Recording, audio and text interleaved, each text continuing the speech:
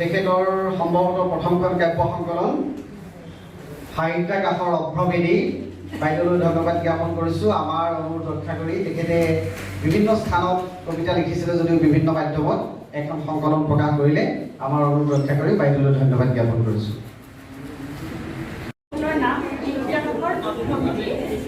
আৰু তাৰে মই তাতে সন্নিৱিষ্ট হোৱা এটা কবিতা পাঠ কৰিবলৈ আগবাঢ়িছোঁ।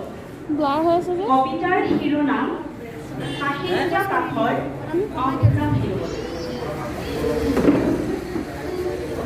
হে আকাশ, তুমি বিশাল সাহিত্য আকাশ, তুমি যে নীলা বৰ্ণৰ সুৱাসেৰে বৰ্ণনা, তোমাৰ কোলাতে কাব্য কানন ধ্বনি উজ্জীৱিত হৈ আছে শস্যশ্যামল বৰ্ণময় সোণসেৰীয়া কমলেৰে পৰিপূৰ্ণ।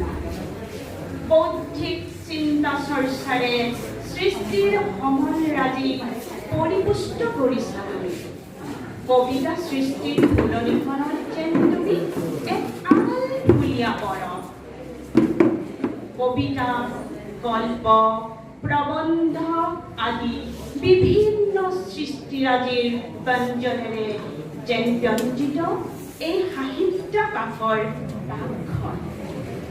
সংগোপনে সন্তৰ্পণে হৃদয়ৰ অভ্ৰভেদী যেন সোমাই আহে তাৰ ভূমিস্তৰ।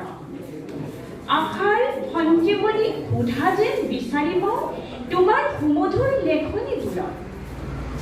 মানুহৰ নিভৃত কোণত সন্নিহিত হৈ থকা শব্দবোৰে কলমৰ তীক্ষ্ণ ধাৰত হাতৰ মৃন্ময়ী পৰশত প্ৰাণ পাই উঠে তোমাৰ কোলাতে। তোমাৰ লেখনিৰ শব্দ আৰু ভাষা সৰোবৰত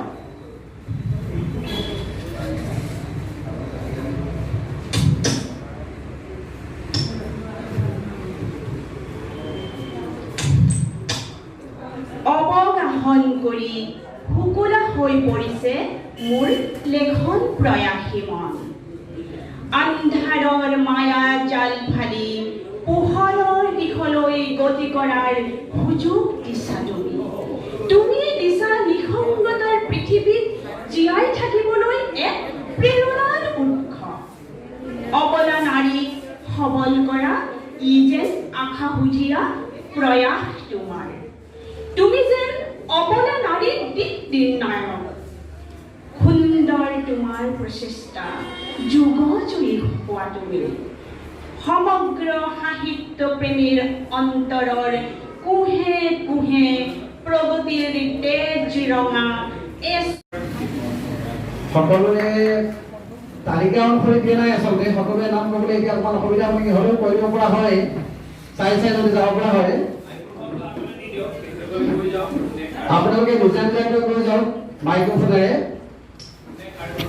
নিজৰ নামটো ক'ব, কাৰ গ্ৰন্থ আৰু কি নাম সেইটো কথা কৈ যাব।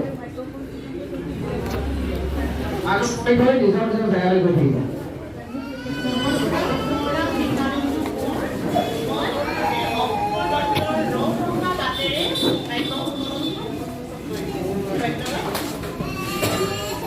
নমস্কাৰ, মোৰ নাম মীনামণি হাজৰিকা।